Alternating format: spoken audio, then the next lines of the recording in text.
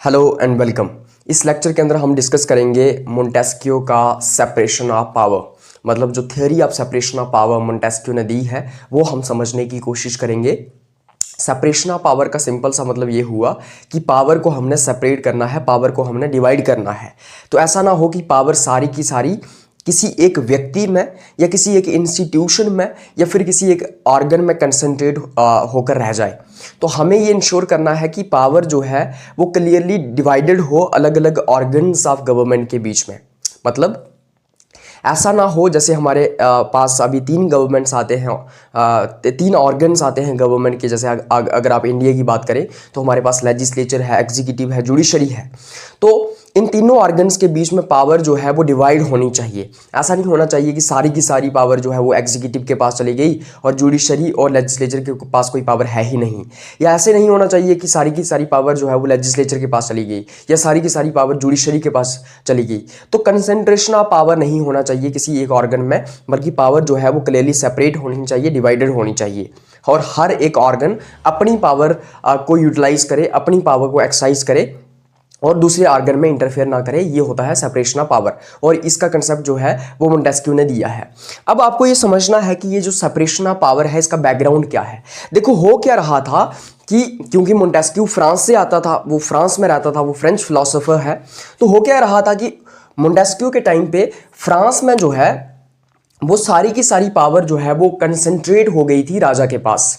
तो इन Montesquieu's time France was ruled by absolute monarchs who held complete control over laws, administration and justice।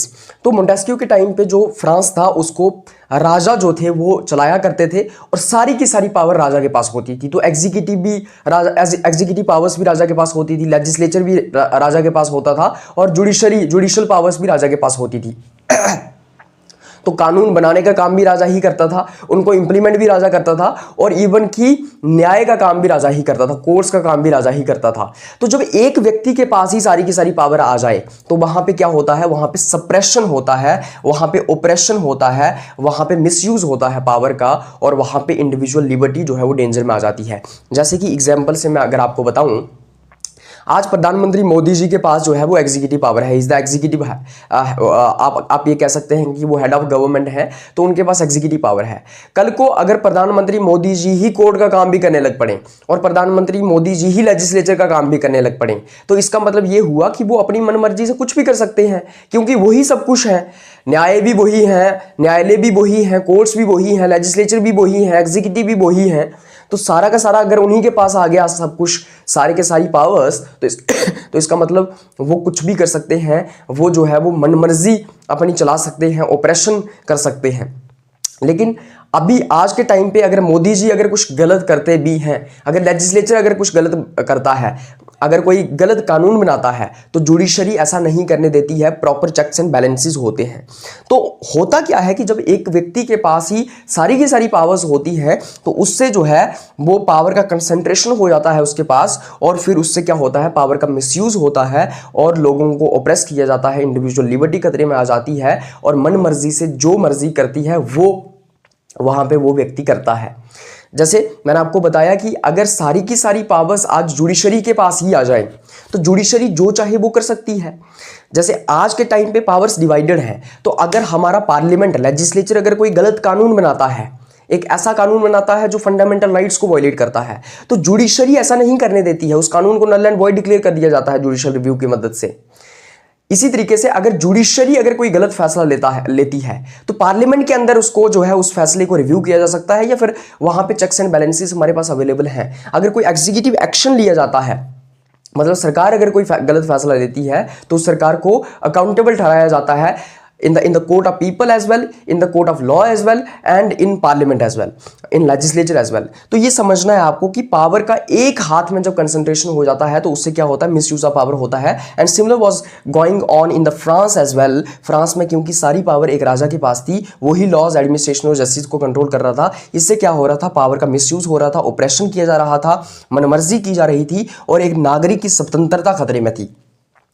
उसी वक्त at the same time in British political system, जो British political system था, Britain के अंदर अगर हम देखें तो वहां पे पावर जो थी वो डिवाइड की गई थी राजा के बीच, पार्लियामेंट के बीच और कोर्ट्स के बीच। तो राजा की अलग पावर्स थी, पार्लियामेंट की अलग पावर्स थी और कोर्ट्स की अलग पावर्स थी, और तीनों अपनी अपनी पावर्स का इस्तेमाल कर रहे थे, एक दूसरे के बीच में इंटरफेयर नहीं कर रहे थे। मतलब ये ब्रिटेन में चल रहा है क्या, सेपरेशन ऑफ पावर या फिर division of power. But in France separation of power नहीं है, वहां पे सारी पावर राजा के पास है।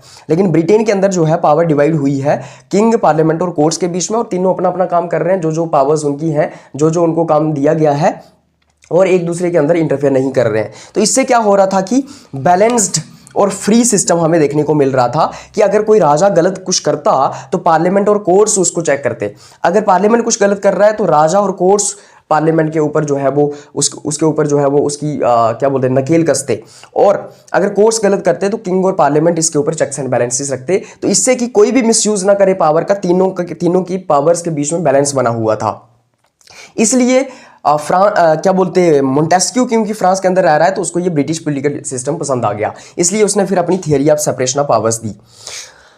Theory of separation of powers का मतलब क्या है? The powers of government should be divided among 3 separate organs. जो गवर्नमेंट की पावर्स हैं वो 3 अलग अलग ऑर्गन्स में डिवाइड होनी चाहिए, that is legislature, executive and judiciary, and each should perform only it's on functions. और हर एक ऑर्गन को अपने फंक्शंस को ही परफॉर्म करना है, जो फंक्शंस उसको असाइन किए गए हैं, या फिर जो उसका डोमेन है, उसी डोमेन के अंदर हर एक ऑर्गन को काम करना है। लेजिस्लेचर कानून बनाएगा, एग्जीक्यूटिव उनको इंप्लीमेंट करेगा, और जुडिशरी जो है वो इंटरप्रिटेशन ऑफ लॉज करेगी, मतलब न्याय का काम जो है वो जुडिशरी करेगी। और तीनों की जो पावर्स हैं वो अपनी पावर्स का ही इस्तेमाल करेंगे, एक दूसरे ऑर्गन के बीच में इंटरफेयर नहीं करेंगे, एक दूसरे के घर में नहीं झांकेंगे। इससे होता क्या है? It ensures no concentration of power. इससे कोई कंसंट्रेशन ऑफ पावर हमें नहीं देखने को मिलती है। कंसंट्रेशन ऑफ पावर मतलब क्या होता है? मतलब ये मान लो 3 ऑर्गन्स हैं, है ना, तीनों ऑर्गन्स के पास बराबर पावर थी, लेकिन धीरे धीरे इन ऑर्गन्स की पावर भी सेंटर वाले ऑर्गन के पास चली गई और ये ज़्यादा पावरफुल हो गया और ये वीक हो गई। तो कंसंट्रेशन ऑफ पावर नहीं होना चाहिए, मतलब ऐसा नहीं होना चाहिए कि एक व्यक्ति के पास से एक ऑर्गन के पास सारी पावर आ गई है। इससे मिसयूज नहीं किया जाएगा अथॉरिटी का। अगर जुडिशरी अपनी अथॉरिटी का गलत इस्तेमाल करती है तो एग्जीक्यूटिव और लेजिस्लेचर उसके ऊपर चेक्स एंड बैलेंसेस रखेंगे, उसको फटकार लगाएंगे। अगर लेजिस्लेचर अपनी पावर्स का गलत इस्तेमाल करता है तो एग्जीक्यूटिव और जुडिशरी उसके ऊपर फटकार लगाएंगे। उसके बाद protection of individual liberty. Protection of individual liberty मतलब यहाँ पे एक व्यक्ति की स्वतंत्रता भी प्रोटेक्टेड रहेगी। मतलब एक व्यक्ति की जो उसकी फ्रीडम है, उसकी जो स्वतंत्रता है कि जो वो करना चाहता है वो कर सके, कानून के दायरे के अंदर वो कर सकता है। इससे इंडिविजुअल की लिबर्टी भी प्रोटेक्टेड रहेगी, क्योंकि किसी एक ऑर्गन के पास सारी पावर्स नहीं है। कोई एक ऑर्गन अपनी मनमर्जी से किसी की स्वतंत्रता नहीं छीन सकता है। अब 3 ऑर्गन्स ऑफ गवर्नमेंट कौन से हैं मोंटेस्क्यू के अकॉर्डिंग? तो 3 ऑर्गन्स हैं, लेजिस्लेचर, एग्जीक्यूटिव और जुडिशरी। सबसे पहले लेजिस्लेचर आपको पता है कानून बनाने का काम करता है, makes laws for the state, और यहाँ पे लोगों की विल को रिप्रेजेंट किया जाता है, मतलब लोगों की मर्जी हमें वहाँ पे देखने को मिलती है। सिंपली लोगों का रिप्रेजेंटेशन हमें लेजिस्लेचर के अंदर देखने को मिलता है कि लोग ही अपने नुमाइंदों को चुन के, अपने रिप्रेजेंटेटिव्स को चुन के जो है वो लेजिस्लेचर के अंदर भेजते हैं। जैसे कि फॉर एग्जाम्पल पार्लियामेंट, ब्रिटेन के अंदर जैसे कि पार्लियामेंट आता है जो कि क्या है, लेजिस्लेचर है, और हिंदुस्तान के अंदर भी पार्लियामेंट लेजिस्लेचर है। अमेरिका के अंदर जो लेजिस्लेचर है उसको हम कांग्रेस कहते हैं। सेकेंडली इसके अंदर आता है एग्जीक्यूटिव। एग्जीक्यूटिव का काम है जो कानून लेजिस्लेचर ने बनाए हैं उनको इंप्लीमेंट करना, उनको इन्फोर्स करना, एडमिनिस्ट्रेशन को हैंडल करना, डिफेंस देखना, और साथ ही साथ फॉरेन पॉलिसी वगैरह के जो फैसले हैं लेना, वो सब लेना। जैसे अगर मैं ब्रिटेन की बात करूं तो जो राजा है वहाँ का और जो बाकी उसके मिनिस्टर्स हैं वो जो हैं वो एग्जीक्यूटिव का पार्ट आते हैं। जैसे हिंदुस्तान की अगर मैं बात करूँ तो prime minister, council of ministers और जो ब्यूरोक्रेसी है हमारी वो एग्जीक्यूटिव का पार्ट आती है। लेजिस्लेचर कानून बनाता है, एग्जीक्यूटिव उनको इंप्लीमेंट करता है, एडमिनिस्ट्रेशन को संभालता है। उसके बाद थर्ड हमारे पास जुडिशरी आता है। तो थर्ड हमारे पास जुडिशरी आता है। जुडिशरी का क्या काम है? Interprets laws and deliver justice. मतलब कानून जो है, लॉज जो बनाए गए हैं उनको इंटरप्रेट करना मतलब ये देखना कि उनका असली मायने क्या है। मतलब कोई अगर एम्बिग्युइटी बीच में है, अगर कोई कंफ्यूजन है किसी कानून को लेके, उस कंफ्यूजन को क्लियर करना, और ये भी देखना कि क्या जो कानून बनाया गया है वो कॉन्स्टिट्यूशन के प्रति कंफॉर्मिटी रखता है या नहीं रखता है, whether the law conforms to the constitution और नॉट। क्या कानून संविधान का उल्लंघन तो नहीं करता है, क्या फंडामेंटल राइट्स को वायलेट तो नहीं करता है। तो वो सब चीजें देखना और उसी के साथ साथ जस्टिस डिलीवर करना, मतलब लोगों को न्याय देना।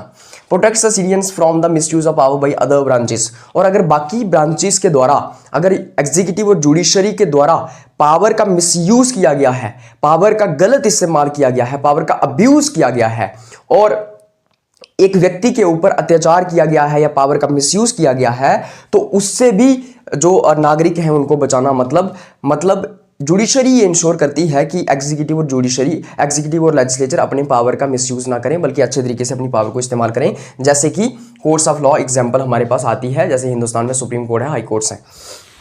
उसके बाद कोर आइडिया क्या है मोंटेस्क्यू की फिलॉसफी का या थ्योरी का, तो power should check power. Montesquieu ये कहता है कि पावर शुड चेक पावर, मतलब पावर जो होगी वो चेक पावर होनी चाहिए। Check power in the sense कि एक किसी ऑर्गन के पास एब्सोल्यूट पावर नहीं जानी चाहिए, बल्कि तीनों ऑर्गन्स के पास में पावर होनी चाहिए, डिवाइड होनी चाहिए और एक दूसरे की पावर को तीनों ऑर्गन्स चेक भी करें। ऐसा ना हो कि एक ऑर्गन जो है वो अपनी पावर का इस्तेमाल मिसयूज कर रहा है, अगर वो कर रहा है तो दूसरे ऑर्गन्स को उसके ऊपर नजर रखनी है। तो चेक पावर होनी चाहिए, अनलिमिटेड और एब्सोल्यूट पावर नहीं होनी चाहिए। If all powers making, executing and judging loss, अगर सारी की सारी पावर्स, कानून बनाने की पावर्स जैसे लेजिस्लेचर के पास जो होती है, कानून इंप्लीमेंट करने की पावर्स, एग्जीक्यूट करने की पावर्स जो एग्जीक्यूटिव के पास होती है, और कानूनों को जज करने की पावर्स, उनको रिव्यू करने की पावर्स, अगर सारी की सारी पावर्स जो है एक हैंड में आ जाए, एक ऑर्गन के पास जाए, एक व्यक्ति के पास आ जाए, तो freedom will be lost and tyranny will arise. उस वक्त स्वतंत्रता जो है वो खो जाएगी, खत्म हो जाएगी और अत्याचार या टायरनी जो है वो प्रिवेल करेगी। टायरनी वहां पे प्रिवेल करेगी क्योंकि एक ही व्यक्ति अब जज भी है, एक ही व्यक्ति अब कानून भी बना रहा है और उनको इंप्लीमेंट भी कर रहा है, उनको एग्जीक्यूट भी कर रहा है। तो सारी की वहां पे क्या राइज होगा, टायरनी राइज होगी। बेसिकली मान लो आज के टाइम पे अगर लेजिस्लेचर कुछ गलत कानून बनाता है तो वो गलत कानून इंप्लीमेंट नहीं किया जाएगा। क्यों? क्योंकि सुप्रीम कोर्ट या हमारा जो जुडिशरी है वो उसको चेक करेगा और उसको इंप्लीमेंट होने ही नहीं देगा। अगर गलत कानून है तो जुडिशरी उसको नल एंड वॉइड डिक्लेयर कर देगी। लेकिन कल को अगर एक ही व्यक्ति के पास जो है, मान लो मोदी जी के पास सारी की सारी पावर आ जाती है, लेजिस्लेचर की पावर, एग्जीक्यूटिव की पावर, जुडिशरी की पावर, तो मोदी जी जो भी कानून बनाए, चाहे वो गलत कानून हो, वो उसको इंप्लीमेंट कर ही लेंगे क्योंकि वो खुद ही जज है ना। तो ये क्या होगा, इससे कि टायरनी आ जाएगी, इससे जो है टायरनी प्रिवेल करेगी।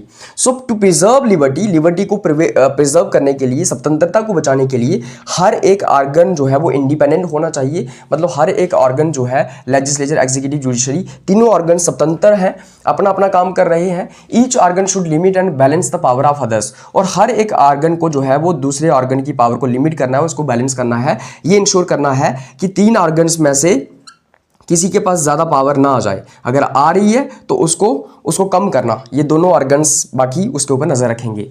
इसी को हम ये जो this mutual control is called as the system of checks and balances, इसी म्यूचुअल कंट्रोल को हम चेक्स एंड बैलेंसेस का सिस्टम कहते हैं। मतलब एक ऑर्गन दूसरे ऑर्गन के ऊपर चेक्स एंड बैलेंसेस रख रहा है कि दूसरा ऑर्गन ज़्यादा पावरफुल ना बन जाए, दूसरा ऑर्गन अपनी पावर का मिसयूज ना करे, और इसी को हम चेक्स एंड बैलेंसेस का सिस्टम कहते हैं। और ये है मोंटेस्क्यू का theory of separation of power, जिसके अंदर वो कहता है कि पावर का सेपरेशन होना चाहिए, डिवीजन होना चाहिए, चेक्स एंड बैलेंसेस होने चाहिए, and the power should not be concentrated into the single hand, because if the power is concentrated into the single hand, tyranny will prevail, you will see the oppression there, you will see the misuse and abuse of power there.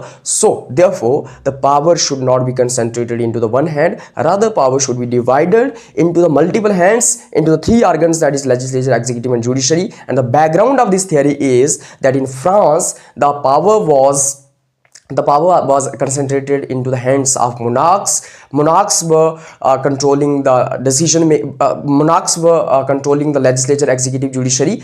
And at the same time in Britain there was a system of separation of power. That power was divided between the king, parliament and what you call executive. And therefore he liked the idea that was being followed in Britain, and therefore he gave his theory of separation of power. और अगर आपको इस lecture का PDF चाहिए तो आप इस video के डिस्क्रिप्शन में व्हाट्सएप नंबर दिया होगा या फिर वहाँ पे टेलीग्राम चैनल का लिंक दिया होगा, वहाँ पे आप मुझे मैसेज कर सकते हैं, आपको PDF मिल जाएगा। ये व्हाट्सएप नंबर है, यहाँ पे आप मुझे व्हाट्सएप का मैसेज कर सकते हैं या फिर इंस्टाग्राम के ऊपर मुझे मैसेज कर सकते हैं, या टेलीग्राम का चैनल आप ज्वाइन कर सकते हैं, वहाँ से PDF आपको मिल जाएगा। Thank you so much for watching this lecture. Bye bye, take care, have a nice day.